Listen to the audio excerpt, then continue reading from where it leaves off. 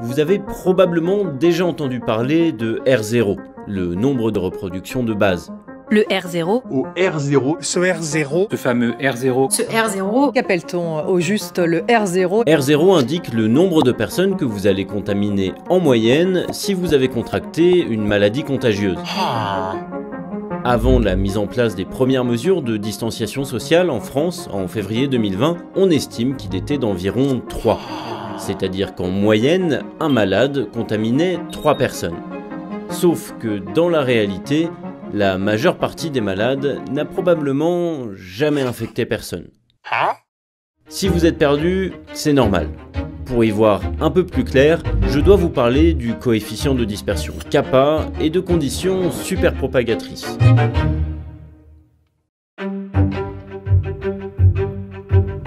Depuis le début de l'épidémie de coronavirus, le R0 fait office d'indicateur phare pour suivre l'évolution du virus. Mais ce nombre de reproductions n'est qu'une moyenne, et il n'offre donc qu'une vision partielle de la réalité.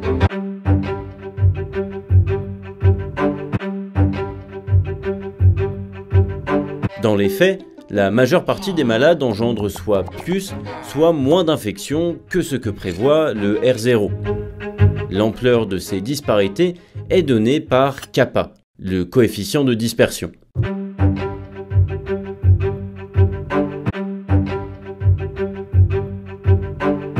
Pour comprendre comment il fonctionne, voici un graphique. Il montre la probabilité pour qu'un malade infecte un certain nombre de personnes. Plus le coefficient de dispersion est proche de 1, plus la répartition des infections est uniforme et colle à R0. Plus le coefficient est proche de 0, plus ces infections sont réparties inéquitablement, une petite partie des malades étant responsable d'un grand nombre de transmissions. Ces disparités n'ont pas beaucoup d'influence lorsque l'épidémie est largement implantée, mais elles jouent un rôle crucial lorsque la propagation connaît une dynamique stochastique, c'est-à-dire guidée par le hasard.